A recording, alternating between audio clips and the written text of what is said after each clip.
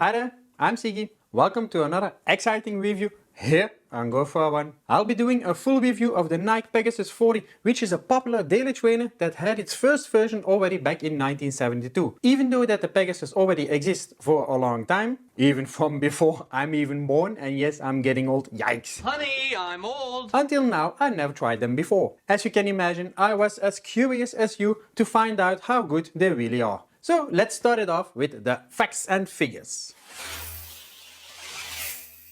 The Pegasus 40 was released in April 2023. It features a stack height in the heel of 33mm and 22mm in the forefoot, resulting in a 10mm drop. They weigh 330 grams in my size 46. For me, they are true to size, for which at first I was a bit skeptical, but hey, they worked out great, so whoop whoop! It's a neutral daily trainer and it's also suitable for heel strikers. Furthermore, the insoles can easily be removed if you prefer to run with custom ones. The midsole is Nike's React foam, which is a TPA based foam, and it also has two Zoom Air units, but they are playing hide and seek in the midsole.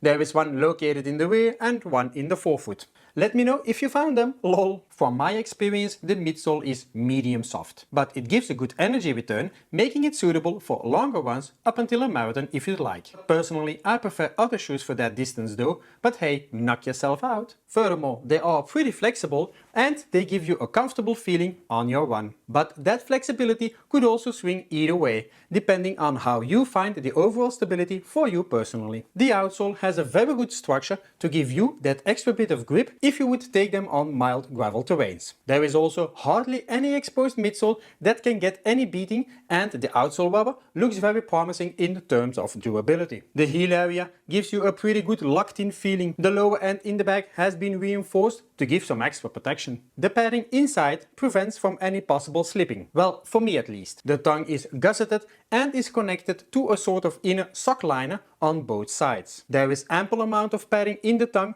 which does feel very soft. Due to its being connected to that inner liner, it stays well in place. And in the end, the laces are of a high quality. They are a bit flat, but with a good stretch. Length is also no problem and they stay locked pretty good. Konnichiwa! I have the impression that you are enjoying this review. So if I'm right, then would you be so kind to tickle the like and the subscribe buttons, please? Your support would help out the channel a lot. It truly does. Most of you aren't subscribed, nor are you tickling any of the buttons. So thank you in advance. But okay, let's continue the review. Even though they weigh 330 grams, you hardly feel it when you are out having fun. You don't feel like they are weighing you down, and on top of that, they are very flexible. The outsole has a very well thought of design, which gives them a good amount of grip, and not only on the road, which makes them a little bit more versatile. But do take into account that it's mainly a road shoe. The outsole rubber also comes up a bit towards the front to protect the toes a small bit. The midsole foam feels a bit softer than I expected at first, which is probably due to the two Zoom Air units. They also give a good energy return, even on some longer, steady runs. For me, there was no braking period required, as they were good straight out of the box. The padding at the heel area feels good and looks to be sufficient. On top of that, you notice that it's a very durable fabric, which will give that extra bit of comfort and prevents a possible heel slip. Personally, I didn't have any issues with the lock, which says a lot for my strange feet.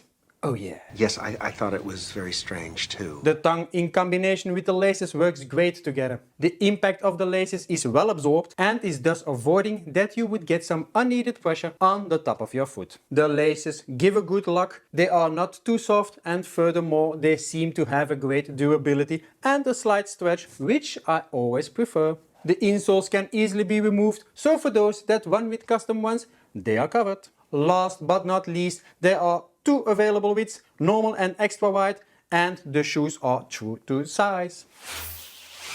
The midsole rubber in the end is slim and sleek, but this also could give a bit less stability if you struggle with pronation. Due to the high flexibility, it could also have a negative effect for some. There is no protection for the upper in the front of the shoe, except for the outsole that comes up a bit. This might cause the upper to get a bit more beating after time. Luckily that the upper itself has a good durability then. Breathability is acceptable but could be a bit better. Especially the tongue is thickly padded and the kind of fabric used doesn't seem to be well ventilated. In warmer temperatures you could notice that it gets a bit warm on the top of your foot. Furthermore, the rest of the upper does feel pretty good. Didn't had any complaints there. Perhaps an improvement for the newer version could be to not attach the tongue to a sort of inner liner and leave the inner layer out. In the Nike Invincible 3 they also stepped away from it if you compare them with the Invincible 2. And there the tongue also stayed good in place. And I also noticed better ventilation overall. The heel area could have been a little bit more reinforced, more towards the sides. Not much, but just a tiny bit could have given some extra protection for overpronators. In the back itself, the reinforcement could have been better if it was a bit higher up, which could have protected the Achilles a bit more for some. For this 40th edition of the Pegasus, I can say that it's a very good shoe. There could be some attention points, but overall, this is a shoe suitable for a lot of people, including heel strikers. That's also perhaps why they are so popular. That's just a guess though. And who doesn't like a shoe that rings when you pick them up? You'll have a great feeling in them. They are comfortable and especially durable. From the 100 kilometers that I've run in them, I don't see any wear and tear yet, which is very positive. But this was something I was expecting, to be honest. Which brings me to the expectations of how far you can get with these. And I always love a good question. So basically, from what I can see, and I'm estimating, so I'm guessing that we can do around 800 to even 1000 kilometers in them. Which nobody can say that that's low, right? Or correct me if I'm wrong. The materials are of a high quality and very durable, and add to that a comfortable one and you've got yourself a mighty fine shoe. All I can say is that this shoe is a good investment if you are looking for a reliable daily trainer to cover those 80% of your runs. And now I hear you thinking, but hey Sigi, how much do they cost? Well, you would be surprised as they are very well priced at 130 euros. And you could even find them on a discount sometimes, so do your investigation properly. If you want to customize them, then you can do this also for 160 euros. But to be honest, there are already so much available different colors that just adding a 30 euros extra seems a bit of a waste to me. But hey, you do you! Well, that concludes my review of the Nike Pegasus 40. If you found the review helpful, be sure to like the video, subscribe to the channel and click that notification bell. Thank you for watching and I'll hopefully see you all in the next one.